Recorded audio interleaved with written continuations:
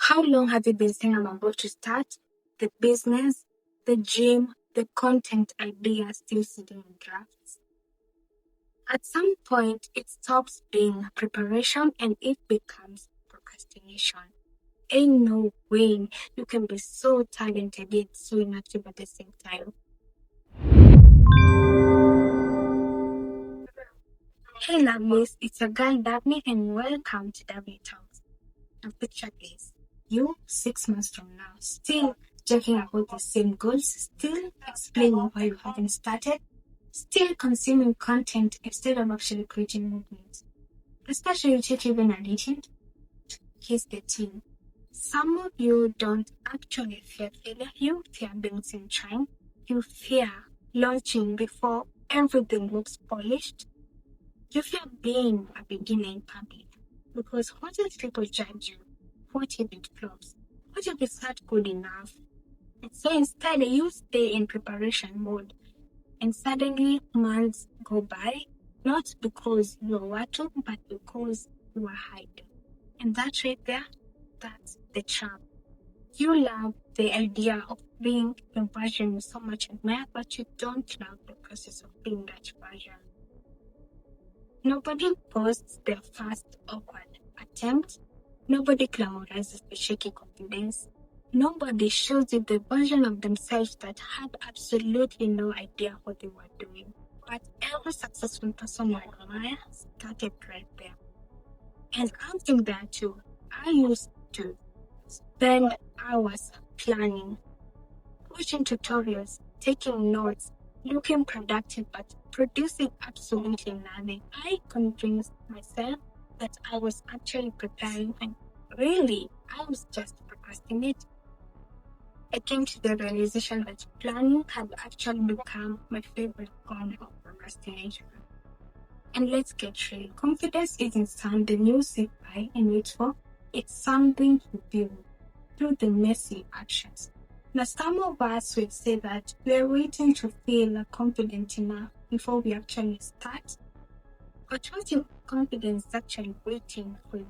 Because how exactly are you supposed to gain confidence from something you've never done before? The first post feels awkward. The first application feels scary. The first attempt feels messy. And that's completely normal. What's not normal is letting that stop you for months or even years. You need to realize that dreams don't get built in drafts. They get built through the messy actions. And yes, you may say that you're waiting for the perfect setup, the perfect camera, the perfect plan. But why not start with what you already have?